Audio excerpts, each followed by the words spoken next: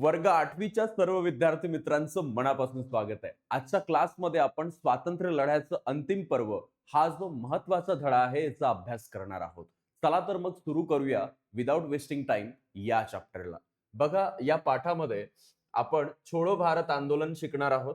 भूमिगत चळवळ काय होती ते समजणार आहोत. आझाद हिंद सेनेचं कार्य काय होतं ते समजून घेणार आहोत. आणि NSSS सारख्या परीक्षांमध्ये, स्कॉलरशिप सारख्या परीक्षांमध्ये, जनरल नॉलेज वरती, इतिहासामध्ये अशा प्रकारच्या प्रश्नांवरती म्हणजे अशा मुद्द्यांवरती जे आहे ते प्रश्न विचारले जातात. आता पहिला जो मुद्दा इथं आहे 1935 चा कायदा. या कायद्यानं भारतामध्ये ब्रिटिश शासित प्रांत आणि संस्थानं यांचं मिळून एक संघराज्य स्थापन करण्याची तरतूद केली होती. 35च्या कायद्यामध्ये काय झालं होतं, की यामध्ये ब्रिटिश शासित जे काही प्रांत होते, ब्रिटिशांच्या कंट्रोलमध्ये जे काही प्रांत होते, त्याचबरोबर जे काही संस्थानं होते, यांचं मिळून एक संघराज्य स्थापन करण्याची तरतूद केली होती. या सगळ्या गोष्टींचं मिळून एक काय तयार करायचं होतं? संघराज्य. संघराज्य म्हणजेच काय? जसं आपला भारत हा देश आहे, एक संघराज्य आहे त्याप्रमाणे. त्याचबरोबर ब्रिटिश शासित प्रदेशांचा कारभार भारतीय प्रतिनिधींच्या हाती सोपवण्यात येणार होता. जे लोक ब्रिटिशांच्या शासित जे काही सगळे प्रदेश होते, जसं तुम्हाला माहिती आहे की 35चा कायदा झाला तर 1857चा उठाव होऊन गेला होता. त्यामुळं जसे 1857च्या वेळेस झाशी होती, त्यानंतर अवध होतं, अशाच प्रकारचे जे काही संस्थान होते, त्यांना म्हटलं की संघराज्यात सामील जर तुम्ही झाले तर स्वायत्तता राहणार नाही. त्याला असं वाटलं होतं संस्थानांना की आपली सगळी राजशाही जी आहे, राज्याला वाटतच ना की आपलं राजशाही गेली तर आपण कुठचे राजे, आपलं जे कर्तृत्व आहे, त्याचबरोबर स्वायत्तता आहे, ही सगळी निघून जाणार. आणि त्यामुळं संस्थाने याच्यामध्ये सामील व्हायला तयार नव्हती. त्यामुळे संस्थानिकांनी संघराज्यामध्ये सामील होण्याला नकार दिला. म्हणून या कायद्यातील संघराज्याची योजना जी आहे ती अंमलात आली नाही. त्यानंतर प्रांतिक मंत्रिमंडळ हे काय होते? तर 1935च्या कायद्यानुसार राष्ट्रीय सभेचं समाधान झालं नव्हतं. 35च्या कायद्यानुसार काँग्रेसचं जे आहे ते समाधान झालं नाही. त्यांना ज्या पद्धतीचं स्वातंत्र्य पाहिजे होतं, पूर्ण स्वातंत्र्य, त्या प्रकारचं स्वातंत्र्य 35च्या कायद्यामध्ये नव्हतं. आणि तरीही या कायद्यानुसार होणाऱ्या प्रांतिक कायदेमंडळाच्या निवडणुकांमध्ये राष्ट्रीय सभेनं भाग घेण्याचं ठरवलं. जरी त्यांची त्याच्यामध्ये इच्छा नव्हती तरी ते त्या निवडणुकांमध्ये सामील होणार होते. 1937 मध्ये देशातील 11 जे काही राज्य होते, प्रांत होते, तिथे निवडणुका झाल्या आणि त्यापैकी 8 प्रांतामध्ये जे काँग्रेस आहे ते बहुमत मिळून निवडून आलं. मंत्रिमंडळ त्यांचं तयार झालं. इतर 3 प्रांतामध्ये कोणत्याही एका पक्षाला बहुमत न मिळाल्यानं तिथं संमिश्र मंत्रिमंडळ तयार झाली. एकाच पक्षाला जर बहुमत मिळत नसेल, म्हणजे कोणीच जिंकलं नसेल, तर 2-3 पक्ष मिळून स्वतःची एक टीम बनवून जिंकून आलेत असं दाखवतात. त्याला आपण काय म्हणतो? संमिश्र मंत्रिमंडळ म्हणतो. राष्ट्रीय सभेच्या मंत्रिमंडळांनी राजबंद्यांची तुरुंगातून मुक्तता, मूलोद्यान शिक्षणाची सुरुवात, दलित समाजाच्या सुधारणासाठी उपाययोजना, दारूबंदी, शेतकऱ्यांसाठी कर्ज निवारण यासारखे कायदे, लोकोपयोगी कामं जे आहे ते काँग्रेसनं त्यावेळेस केले होते निवडून आल्यानंतर. त्यानंतर आली होती क्रिप्स योजना. दुसऱ्या महायुद्धामध्ये इंग्लंडनं जे आहे ते जपानच्या विरोधात अमेरिकेचा पक्ष घेतला होता. ठीक आहे. तर जपानी फौजा भारताच्या पूर्व सीमेनजीक येऊन धडकल्या. कारण जपानच्या विरोधात जेव्हा इंग्लंड बोलेल तर इंग्लंडचा जो पार्ट आहे तो भारतच होता तेव्हा, ब्रिटिश इंडियाच होता. त्यामुळे हे जपानी लोक जे आहे भारताकडे युद्धासाठी येत होते आणि धडकले होते. तर जपाननं भारतावर आक्रमण जर केलं तर प्रतिकार करण्यासाठी भारतीयांचं सहकार्य मिळावं असं ब्रिटिशांना वाटू लागलं. भारत लोकांचे जर सपोर्ट भेटला तर आपण जपानला हरून टाकू.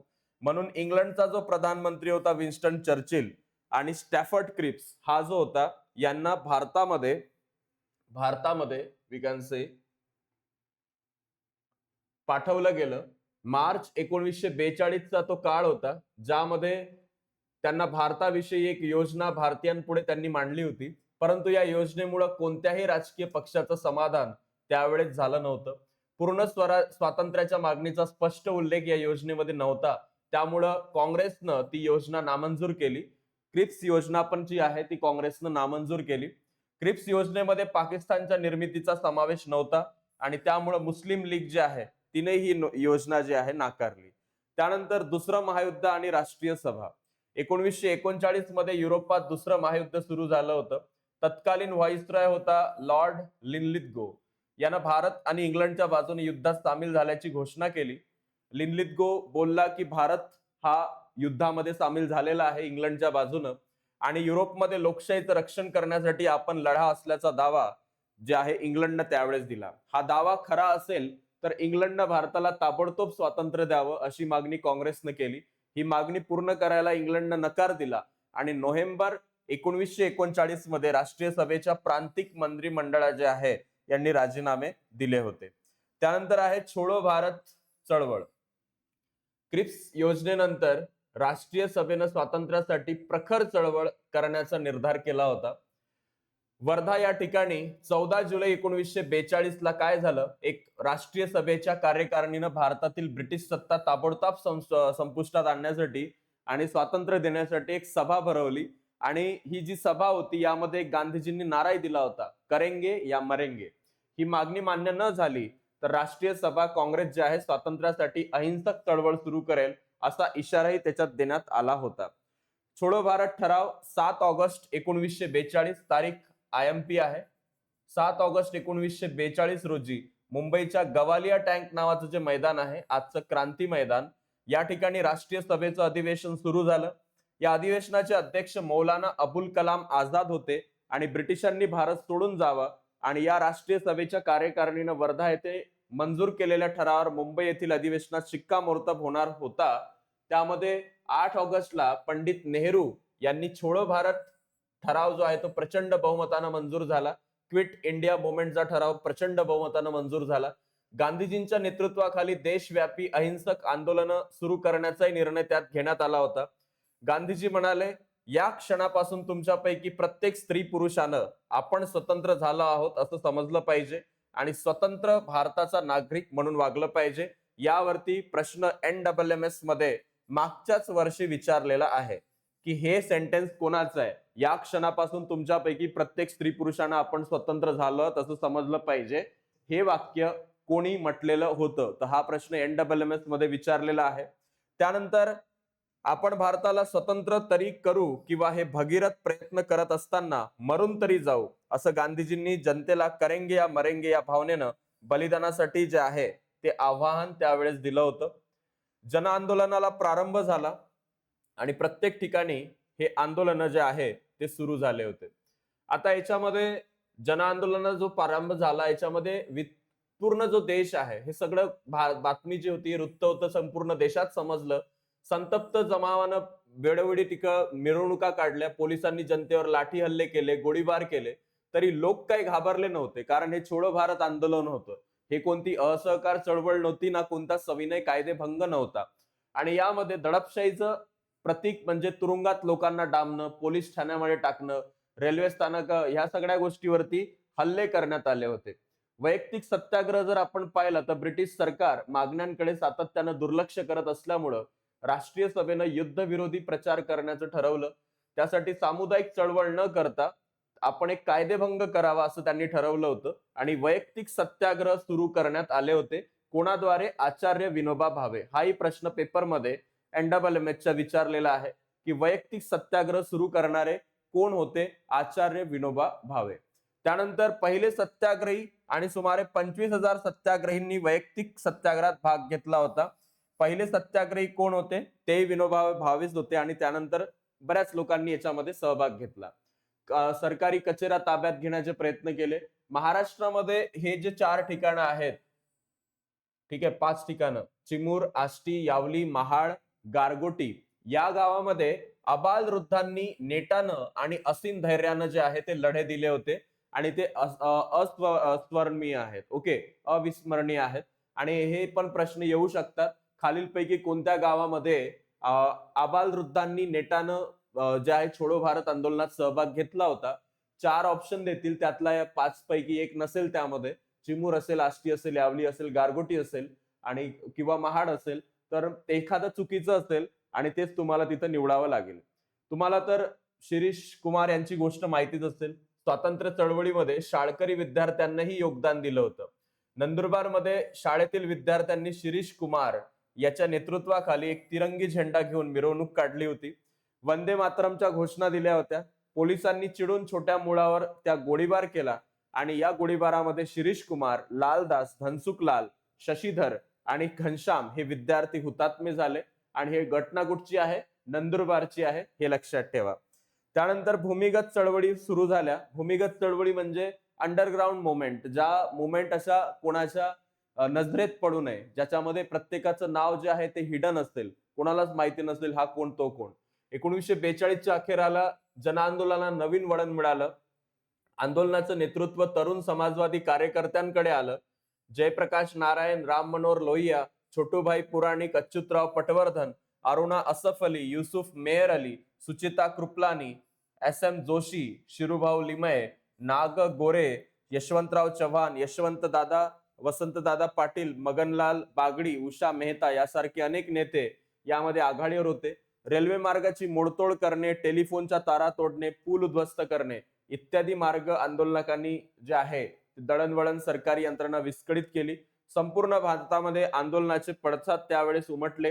याच्यामध्ये सिंध प्रांतामध्ये हा प्रश्न येऊ शकतो. हेमू कलानी यांना हत्यारबंद ब्रिटिश सेना घेऊन जाणारी रेल्वे जी होती, ज्या ब्रिटिश सेना चालली होती, त्यांच्याकडे खूप सारे हत्यार होते. त्या रेल्वे येत असल्याचं वृत्त जेव्हा त्यांना कळालं हेमू कलानी यांना, त्यांनी आपल्या साथीदारासह रेल्वे मार्गच तोडून टाकला, उद्ध्वस्त केला. न्यायालयांना त्यांना फाशीची शिक्षा दिली होती हेमू कलानी यांना. सध्याच्या रायगड जिल्ह्यात जे कर्जत तालुका आहे तिथं भाई कोतवाल यांचा आझाद दस्ता होता, तर हा प्रश्न विचारू शकतात. नागपूरचे जनरल आवारी यांची लाल सेना होती, आवारीची लाल सेना, ठीक आहे, आवारीची लाल सेना. त्यानंतर या ठिकाणी सडो की पळो करून सोडलं होतं. मुंबईला विठ्ठल जवेरी, उषा मेहता त्यांच्या साथीदारांनी एक गुप्त प्रक्षेपण केंद्र स्थापन केलं होतं. त्याला आझाद रेडिओ असं म्हटलं होतं. त्यावर राष्ट्रभक्तीची गीतं गायली जात होती. देशातील आंदोलनाच्या बातम्या प्रसारित केल्या जात होत्या. देशभक्तीपर भाषणं प्रक्षेपित केली जात होती. आणि हे आंदोलन जे चालू होतं ते जनतेला त्याच्या माध्यमातून प्रोत्साहन मिळालं होतं. हे जे रेडिओ चॅनल्स होते हे कोलकाता, दिल्ली, पुणे इथं सुरू झाले होते. मुंबईलाही सुरू झालं होतं. आता प्रति सरकारही सुरू झाले.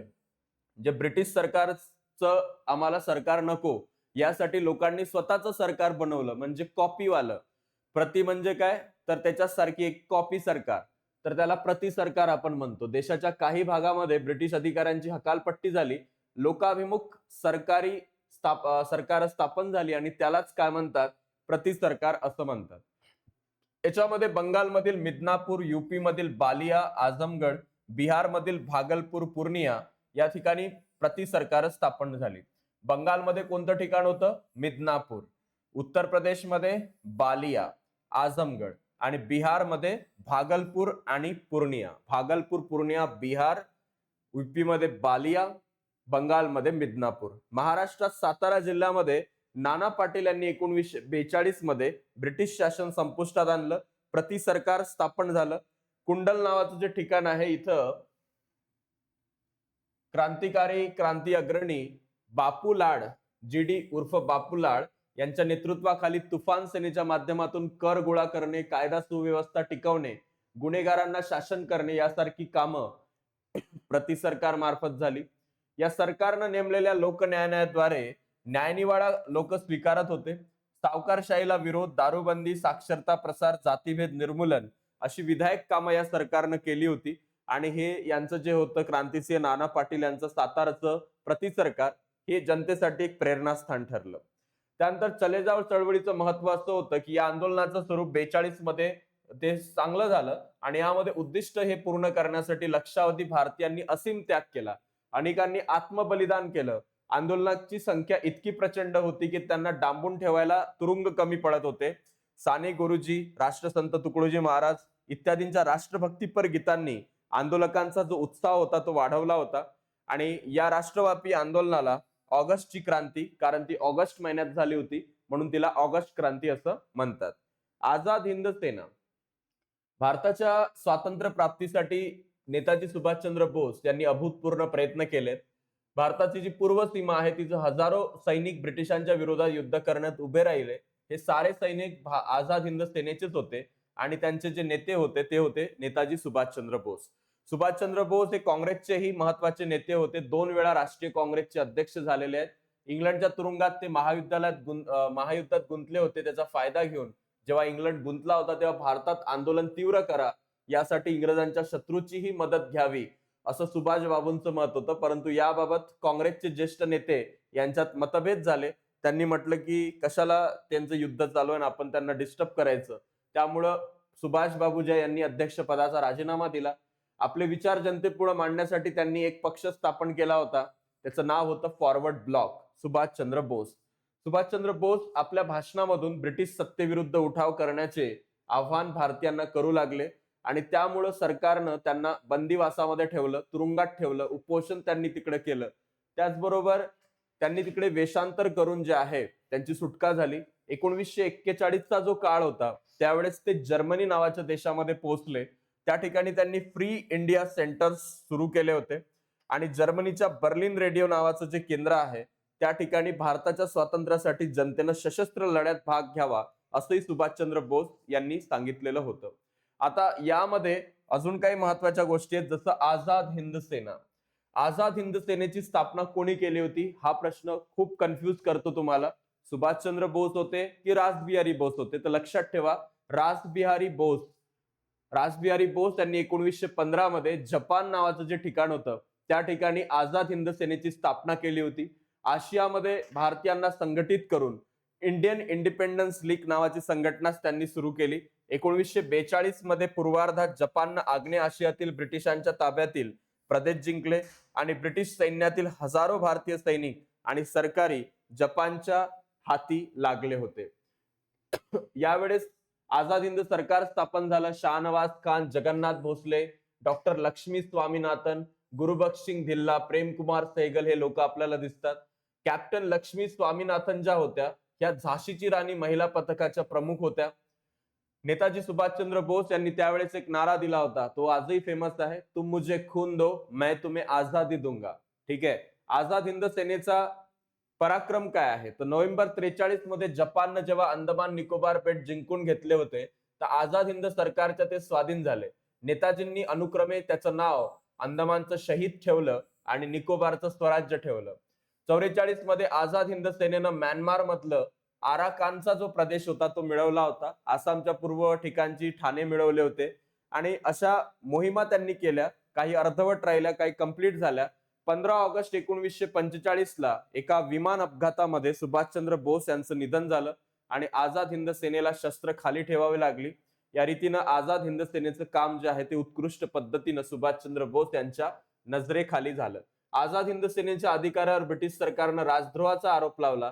नेहरू, फुलाबाई देसाई, सप्रू यासारख्या नेत्यांनी त्यांना बचावाचं त्यांचं काम केलं आणि त्यांना दोषी ठरवून जन्मठेपेची जी आहे नंतर ब्रिटिश अधिकाऱ्यानं न्यायालयानं ऐकलं नाही आणि त्यांनी जे आहे ते फाशीची शिक्षा शेवटी ठोठावली. त्यानंतर 18 फेब्रुवारी 1946 मध्ये जो असंतोष निर्माण झाला होता आझाद हिंद सेनेच्या सैनिकांमध्ये, तर तेथे तलवार या ब्रिटिश युद्ध नौकेवर मुंबईमध्ये याचा उद्रेक झाला आणि युद्ध नौकेवरती तिरंगी ध्वज त्यावेळेस आझाद हिंद सेनेच्या माध्यमातून फडकवण्यात आला. ब्रिटिश सत्तेविरुद्ध घोषणा देण्यात आला. लष्कर पाठवून नौसैनिकांवर गोळीबार ब्रिटिश सरकारने केला. त्याला उठावकर्त्यांनी गोळीबारानंच उत्तर दिलं आणि मुंबईमध्ये कामगार आणि सामान्य लोकांनी याला पाठिंबा दिला. शेवटी वल्लभभाई पटेल यांच्या मध्यस्थीनं नौसैनिकांनी जे आहे हे युद्ध थांबवलं होतं. मुंबईमध्ये नौसैनिकांच्या पाठिंबा देण्यासाठी दिल्ली, लाहोर, कराची, अंबाला, मेरठ इथून हवाई दलाला मदत झाली. त्याचबरोबर 42 ते 46 या काळात भारतात ब्रिटिश सरकारचं जे आहे ते खिळखिळा झाला. छोडो भारत आंदोलनातून भारतीय जनतेचा प्रखर विरोध ब्रिटिशांच्या संबंधित दिसला. काही काळानंतर विमान दल ब्रिटिश सत्तेचं ते लष्कर नौदल होतं पण तेही आता ब्रिटिश विरोधी बनून लागलं होतं आणि या सर्व घटनांमुळे भारतावरची जी आपली सत्ता आहे आता फार काळ टिकणार नाही असं ब्रिटिशांना वाटलं आणि त्यानंतर याची जी जाणीव आहे ती ब्रिटिश राज्यकर्त्यांना झाली. त्यानंतर वैयक्तिक सत्याग्रहाचे हे पहिले सत्याग्रही होते. कोण होते वैयक्तिक सत्याग्रहाचे पहिले सत्याग्रही? आचार्य विनोबा भावे. 42च्या राष्ट्रव्यापी आंदोलनाला काय म्हटलं जातं? ऑगस्ट क्रांती. नोव्हेंबर 43 मध्ये जपाननं अंदमान निकोबार बेट त्यांचं शहीद आणि अजून एक नाव दिलं होतं, कमेंट बॉक्स मध्ये सांगा. नोव्हेंबर 39 मध्ये राष्ट्रीय सभेच्या प्रांतिक मंत्रिमंडळांनी राजीनामे दिले. हे का दिले होते स्पष्ट करायचे आपल्याला. आझाद हिंद सेनेला शस्त्र खाली ठेवावी लागली कारण त्यावेळेस सुभाषचंद्र बाबू जे बोस होते यांचं निधन झालं होतं विमान अपघातामध्ये. सरकार जनतेचं प्रेरणास्थान बनलंय. यात क्रांतीसिंह नाना पाटील यांनी जे केलंय, बालिया यूपी, त्यानंतर आझमगड त्या ठिकाणी बिहारमध्ये जे होते, बरेच ठिकाणं होते. त्या सगळ्या ठिकाणी जर सातारा, महाराष्ट्र हे जे सरकार झाले, याविषयी आपल्याला लिहायचंय. Forward bloc Subhash Chandra Bose. Indian independence league कोणाची होती हे तुम्हाला सांगायचंय कमेंट बॉक्समध्ये. तसेच तुफान सेना ही कोणी सुरू केली होती? आपण आताच बघितलेले लाल सेना, तुफान सेना या ठिकाणी आपल्याला पाहायला मिळालेल्या आहेत. ह्या एक्सरसाइजचा पॅटर्न तुम्हाला सॉल्व्ह करायचा आहे. धन्यवाद. याच्यात जर काही अजूनही अडचण आली तर मला कमेंट बॉक्समध्ये विचारा. आणि थँक्यू सो मच. या व्हिडिओला लाईक आणि चॅनलला सबस्क्राईब करायला विसरू नका. थँक्यू.